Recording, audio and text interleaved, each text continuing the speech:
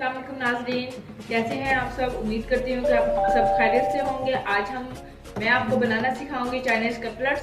तो इसके लिए मैंने कुछ इंग्रेडिएंट्स लिए हैं। 1 kg मैंने पोटैटोस लिए हैं, इसको मैंने अच्छी तरीके से बॉईल कर लिया है। और 1 पाव इसमें चिकन लिया है मैंने। और वेजिटेबल्स ली हैं मैंने, शिमला मिर्च है, गाजर है और बंद गोभी है थोड़ी सी, ठीक है। बहुत सी ज़रूरत, अगर आप पसंद करते हैं तो डाल लें, अगर नहीं पसंद करते तो बेशक ना डालें, वो आपकी अपनी मर्जी है।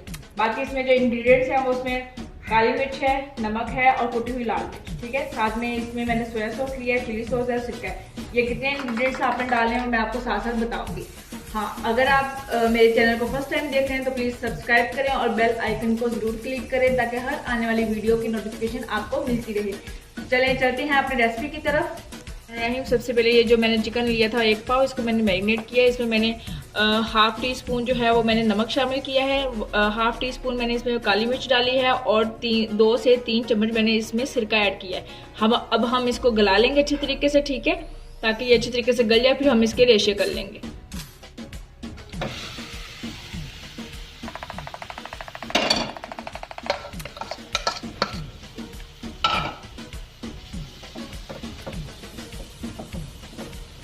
चिकन को गलाते हुए आप ये ध्यान ज़रूर रखिएगा कि आपकी आंच, चूल्हे की आंच जो है वो बिल्कुल धीमी होनी चाहिए, क्योंकि अगर आप तेज़ आंच पे इसको पकाएंगे तो ये हार्ड हो जाएगा, ठीक है। तो जब भी आप चिकन को गलाएं तो बिल्कुल हल्की आंच पे इसको गलाएं ताकि अच्छी तरीके से ये गल जाए। अब हम इसको 5 से 10 मिनट तक चूल्हे पे रखेंगे ताकि इसका जो पानी है वो अच्छी तरीके से खुश्क हो जाए और ये अच्छी तरीके से गल जाए, ठीक है।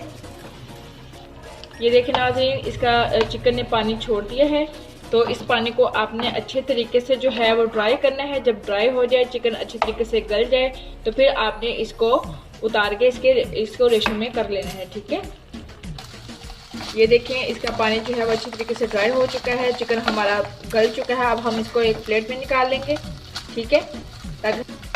अब हम इसको प्लेट में निकाल लेंगे ताकि ये ठंडा हो जाए, और ठंडे होने के बाद हम इसके रेशे कर लेंगे। अब हम इसमें थोड़ा सा जो है वो ऑयल शामिल करेंगे।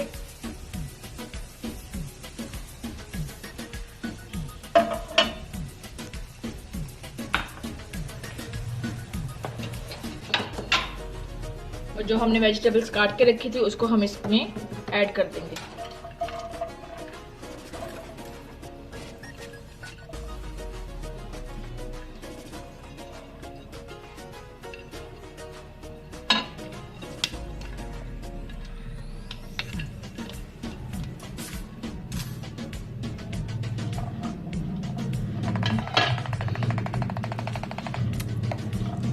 अब हम इनको थोड़ी देर के लिए अच्छी तरीके से पकाएंगे ताकि ये अच्छी तरीके से जो है वो थोड़ी सी भून लें हम इसको अच्छी तरीके से, ताकि इसमें कच्चापन ना रहे।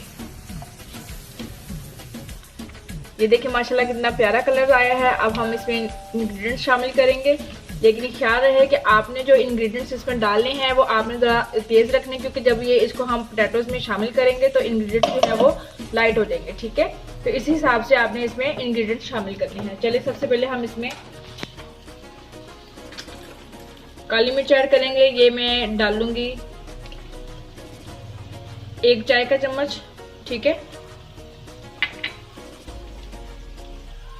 कुटी हुई लाल मिर्च जो हमने इसमें ऐड करनी है वो मैं ज़रा इसको ज़्यादा डालूंगी, और ये 2 चाय के चम्मच मैं इसमें ऐड करूंगी।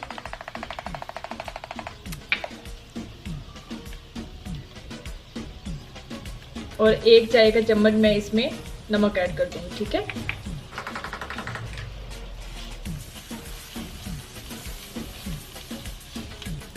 अब साथ ही हम इसमें चिली सॉस, सोया सॉस और सिरका शामिल कर देंगे।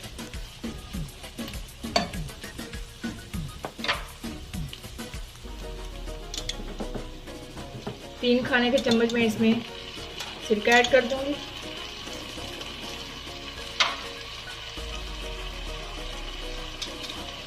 और 3 ही खाने के चम्मच इसमें चिली सॉस ऐड कर दूंगी।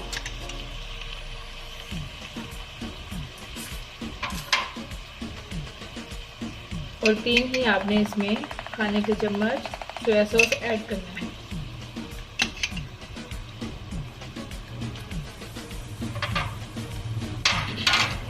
अब इसको अच्छी तरीके से हिला लें ताकि जो इस इंग्रेडिएंट्स हैं वो इसमें अच्छी तरीके से शामिल हो जाए और इसमें कच्चापन बिल्कुल ना रहे। हम इसमें चिकन ऐड कर देंगे।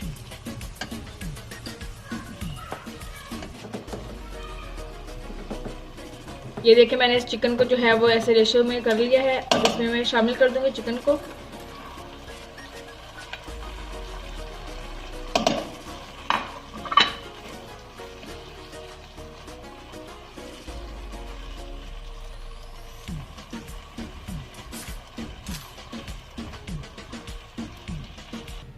ये देखें वेजिटेबल का कलर कितना प्यारा आया है।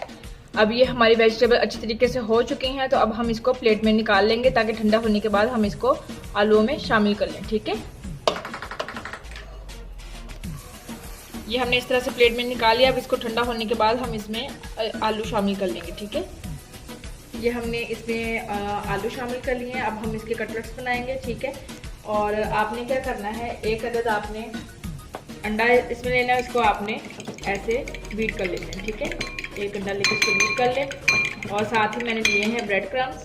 इससे हम अब कटलेट्स बनाएंगे और उसके बाद अंडा लगा के उसमें ब्रेड क्रम्स लगा देंगे। ठीक है, ब्रेड क्रम्स के लिए अंडा लगाना ज़रूरी है।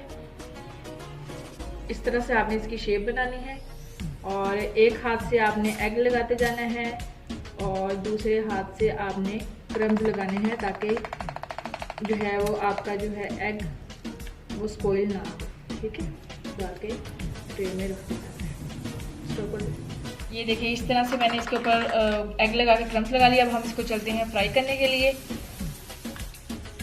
आपने इसमें एक कप जो है वो ऑयल डालना है और ऑयल डालने के बाद आपने इसमें फ्राई करने के लिए कटलेट्स डाल देने हैं इस तरह से। ये देखिए नाज़रीन कितना प्यारा कलर आ चुका है। आपने इसी तरह से इसको लाइट ब्राउन कर लेना है और बाद में जब ये ब्राउन हो जाए तो इसको आपने डिश आउट कर लेना है। अगर आपको मेरी वीडियो अच्छी लगे तो लाइक और शेयर ज़रूर करें और इस रेसिपी को अपने घर में ट्राई करें और कमेंट्स बॉक्स में मुझे कमेंट करके ज़रूर बताएं कि आपको मेरी रेसिपी कैसी लगी। और जिसने मेरा चैनल सब्सक्राइब नहीं किया प्लीज़ सब्सक्राइब कर दें और बेल आइकन को ज़रूर क्लिक कर दें।